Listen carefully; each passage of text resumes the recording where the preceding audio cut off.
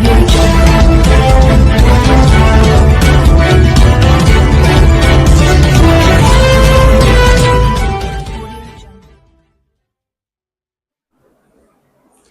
నెలలోపు 1,55,000 నీటి కుంటలు పూర్తి అవ్వాలనేది లక్ష్యంగా పెట్టుకున్నామని డిప్యూటీ సీఎం పవన్ కళ్యాణ్ అన్నారు. వర్షాల సమయంలో 1,55,000 నీటి కుంటలు నిండితే 1 టీఎంసీ నీళ్లు వస్తాయన్నారు. అభివృద్ధి కొందరికే పరిమితం కాదని అందరికీ కావాలన్నారు.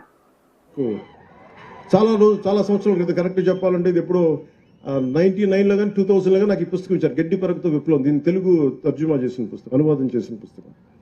ఇందులో ఏంటంటే మీకు జీవాన్ని పర్యావరణాన్ని పరిరక్షించడానికి ఖర్చు లేకుండా ఎలాగనేది ముసునోబు ఫుకోకా అని చెప్పి ఒక జపనీస్ శాస్త్రవేత్త రాసిన పుస్తకం, వ్యవసాయ శాస్త్రవేత్త. ఇది నాకు ఆయనకి ఇస్తే అంటే నేను చరితమ్మ గారికి చెప్తా ఉన్నాను, మీ అబ్బాయిని చాలా గొప్పగా పెంచారు, ఈ పుస్తకం చదువుతున్నాడంటే చాలా తప్పన ఉంటే తప్ప ఈ పుస్తకం చదవరు అంటే. అందుకేనేమో మీరు ఎమ్మెల్యేగా ఎన్నికయ్యాక మీరు ఈ పుడిచెర్ల గ్రామంకి మీరు ఇక్కడ మనకి ఇన్ని ఊర్లుంటే ఇన్ని జిల్లాలుంటే మీ దగ్గరికి నేను ఎందుకు వచ్చానంటే మేబీ ఇది మనసుని బలంగా లాగింది అనుకుంటున్నాను ఇక్కడికి. అంటే ఇది ఈ రోజున ఫామ్ పాండ్స్కి సంబంధించి సమగ్ర కొంచెం మీకు వివరించి, అంటే మీకు చాలా మంది మీరు సినిమా ఓజీ అంటున్నారు కానీ అంటే మీరు సినిమాలకు వెళ్తారు, హుషారుగా ఉంటారు, కానీ నీళ్ళు లేకపోతే మీరే సినిమాలకు వెళ్తారా? అందుకని ఎప్పుడేనంటే మంచి అభివృద్ధి ఉండాలి, రోడ్లు కావాలి, మనకి ఇరిగేషన్ ప్రాజెక్ట్స్ ఉండాలి, పంట నేల పచ్చగా ఉండాలి, ఇవన్నీ కోరుకోవడం. దాంట్లో మొదటిది నీటిని సంరక్షించుకోవడం. మనకి రాయలసీమ నేల నీటికి చాలా ఇబ్బంది పడేది. వస్తే భారీ వర్షం వస్తే, కానీ నిల్వ చేసుకునే సౌకర్యం లేదు మనకి.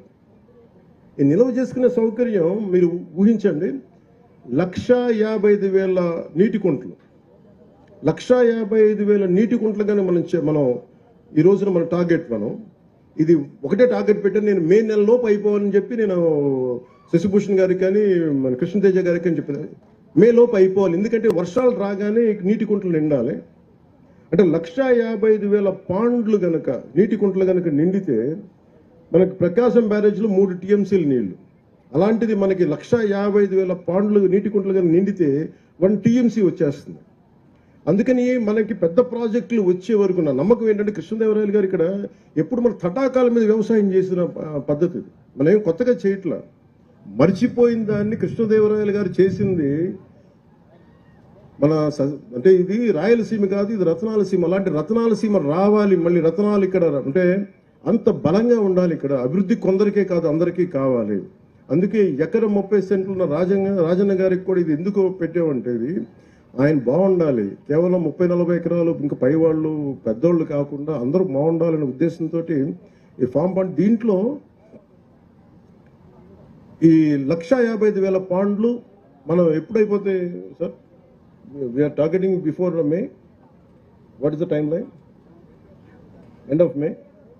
అంటే మే నెలాఖరులో ఇది అయిపోయేలాగా. ఎందుకంటే మనం ఎందుకు ఇంత బలంగా చెప్పగలనంటే, ఒకటే రోజున మనం గ్రామ పంచాయతీలో గ్రామ సభ తమ రాజకీయ అవసరాల కోసం దేవులను, సనాతన ధర్మాన్ని వాడుకోవడం చంద్రబాబుకు, పవన్ కళ్యాణ్ కు బాగా తెలుసు అని టీటీడీ మాజీ చైర్మన్ భూమన కరుణాకర్ రెడ్డి మండిపడ్డారు.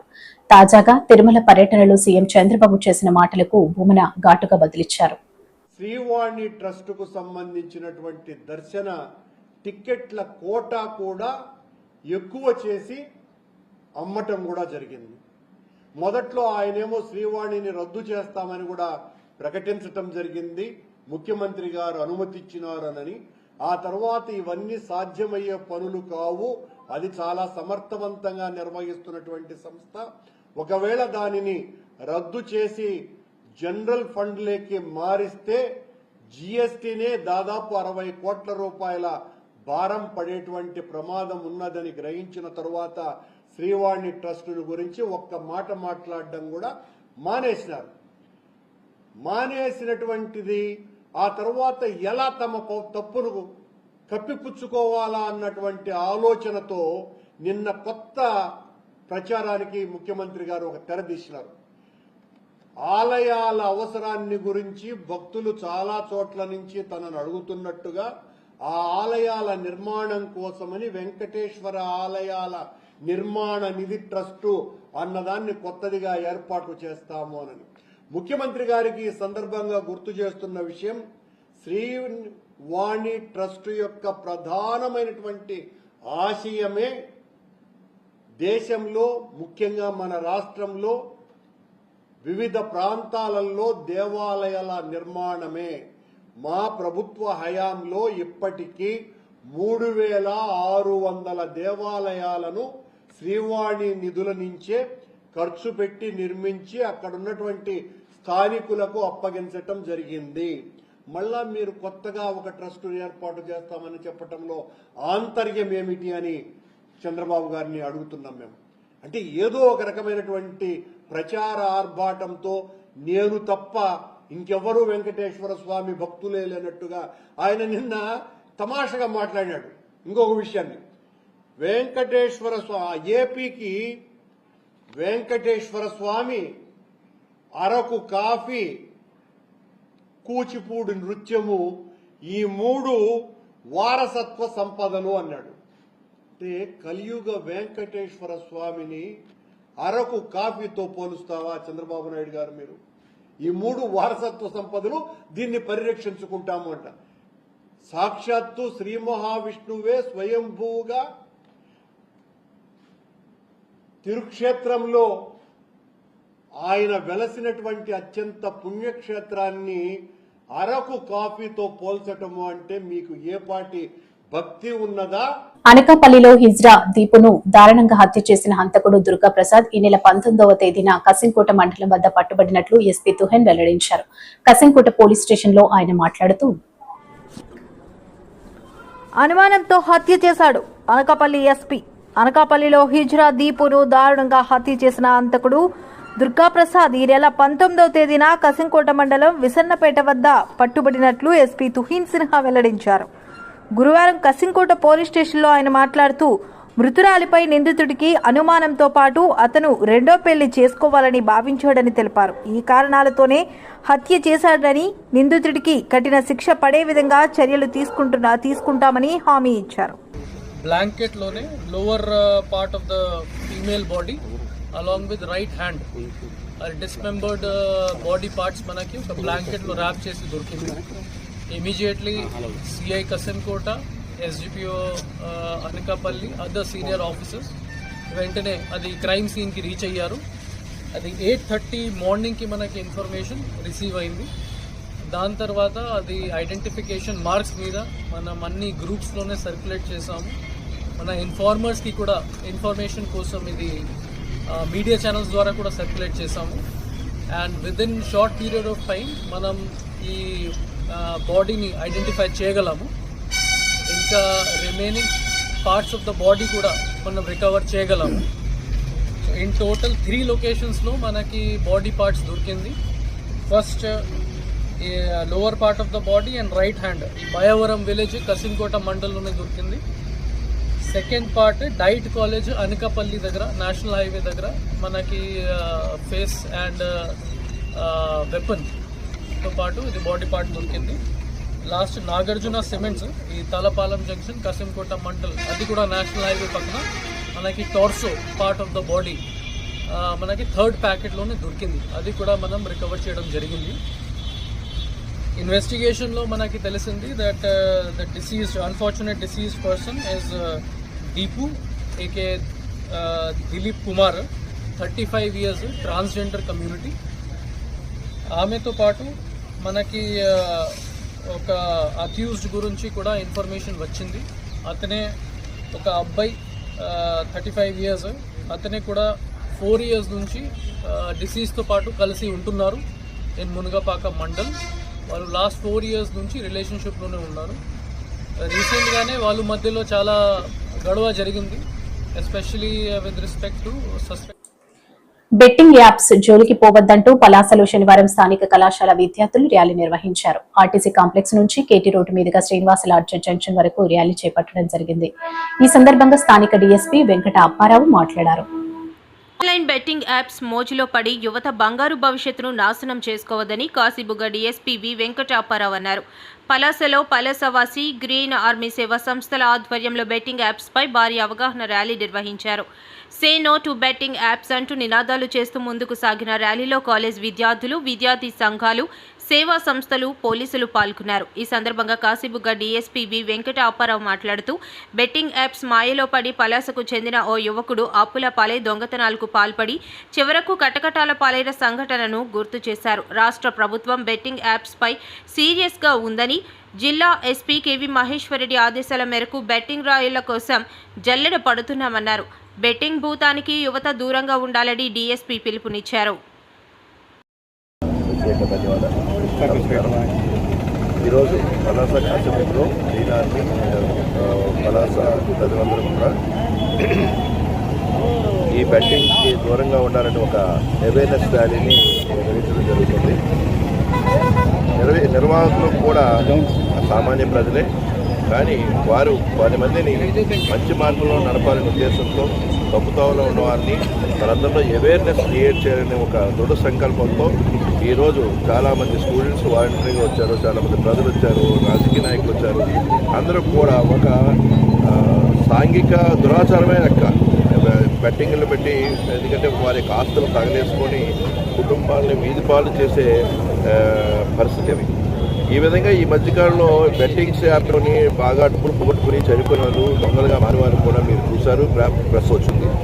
ఒక కేసులో అయితే బెట్టింగ్స్ వల్ల ఆస్తులన్నీ పోగొట్టుకుని రైల్వే ట్రాక్ మీద మరణిస్తే ఒక వ్యక్తి దొంగగా మారాడు, రాబరీగా మారాడు. ఒక కత్తి ఒక బంగారాలు దొంగలించి ఆ అప్పులు తీర్చుకోవాలని తప్పు మార్గాన్ని వెళ్ళి జైలుకి వస్తుంది ఇది పరిస్థితి.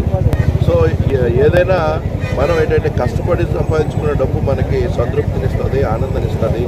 మనం ఏంటంటే సొసైటీలో గౌరవంగా బతుకులు అవుతుంది. ఈ తప్పు మార్గాల ద్వారా, బెట్టింగ్ల ద్వారా అయితేనేమి, ఇంకా లోన్ యాప్లో కానీ ఏదో చీటింగ్లు కానీ ఇతర యాప్స్ ఉపయోగించుకుని ఏవో డబ్బులు అక్రమంగా సంపాదించాలి. కానీ ఇలాంటి సులువుగా డబ్బులు సంపాదించాలనే ఆలోచన అనేది చాలా అది ఒక సంఘంలో అత్యంత నీచమైన పరిస్థితి ఉంటుందని చెప్పాలంటే ప్రజలందరూ కష్టపడి మంచి మార్గంలోని విద్యావంతులు అయ్యి మంచి జాబ్స్ తెచ్చుకొని అది మంచి మార్గదర్శకంగా ఉండాలి తప్ప అది సొసైటీని పాడు చేసి 10 మందిని ఆ రూట్లో వెళ్ళే విధంగా చేయకూడదు. ఈ మధ్యకాలంలో మీరు కూడా అనేక మార్గద్రవ్యాలు చాలామంది అనేక రకాలైన ఇబ్బందులు పడుతున్నారు. అది మారిపోయే మార్గద్రవ్యాలు కూడా తప్పుదో బట్టి డబ్బు సంపాదించి వాటిని కూడా బెట్టింగ్ వాటిలో వాడాలని వాడిన వాళ్ళు ఆ విధంగా జైలుకి వెళ్ళిన వాళ్ళు కూడా చాలా మంది ఉన్నారు. అంటే బెట్టింగ్లో డబ్బులు పోగొట్టుకున్నారు. కానీ ఎంత దిగజారడానికైనా, ఏ స్థాయి దిగజారడానికైనా వెనకాడిన పరిస్థితి మనం సొసైటీలో చూస్తాం. కాబట్టి మీరందరూ కూడా ప్రజలందరూ కూడా పోలీస్ డిపార్ట్మెంట్కి సహకరించి ఒకవేళ బెట్టింగ్ నిర్వహిస్తున్న వాళ్ళు కానీ బెట్టింగ్ ఆడిన వాళ్ళు కానీ వాళ్ళు నాకు సమాచారం ఇస్తే మేము తప్పనిసరిగా గవర్నమెంట్ చేయడం ప్రజల ఆధారం లేని పోలీసులు ఏ పని చేయలేదు. సొసైటీని బాగు చేయడంలో బాగా నిర్వహించండి. పోలీస్ డిపార్ట్మెంట్ అనేది బాగా నిర్వహిస్తుంది. ప్రతి ఒక్కరూ కూడా ప్రపంచ నీటి దినోత్సవం సందర్భంగా ఫామ్ ఫౌండ్ శంకుస్థాపన కార్యక్రమంలో పాల్గొన్న జనసేన పార్టీ ఉమ్మడి విశాఖపట్నం రూరల్ జిల్లా అధ్యక్షులు పెందుర్తి నియోజకవర్గం శాసనసభ్యులు పంచకర్ల రమేష్ బాబు.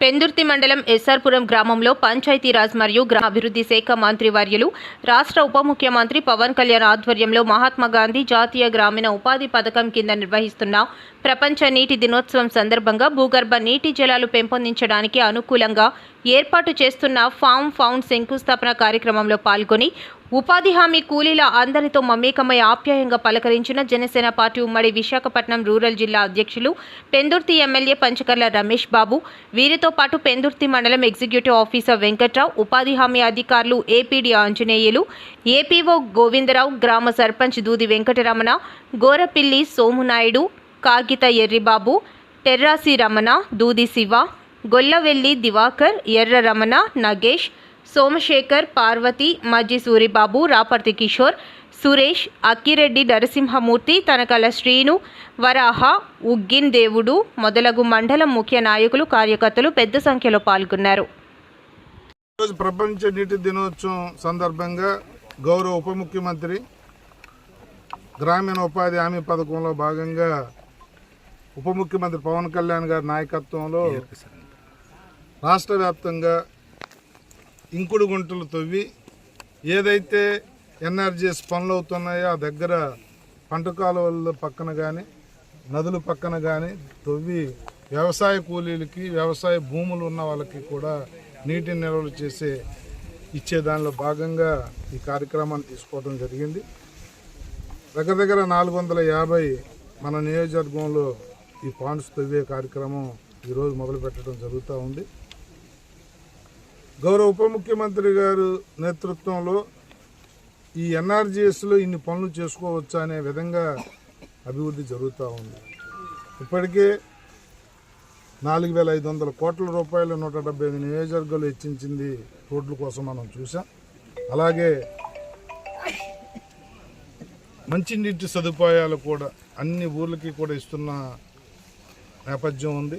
ఇప్పుడు మళ్ళీ ఈ కార్యక్రమం తీసుకుని రైతులకు మేలు చేసే కార్యక్రమం కూడా ఇక్కడ రైతులకు మేలు చేయడంతో పాటు మా కూలీలకి ఎవరైతే ఈ ఎన్ఆర్జీఎస్ కూలీలు ఉన్నారో వాళ్ళకు కూడా పని దినాలు పెంచి రేపు మార్చి అయ్యింది.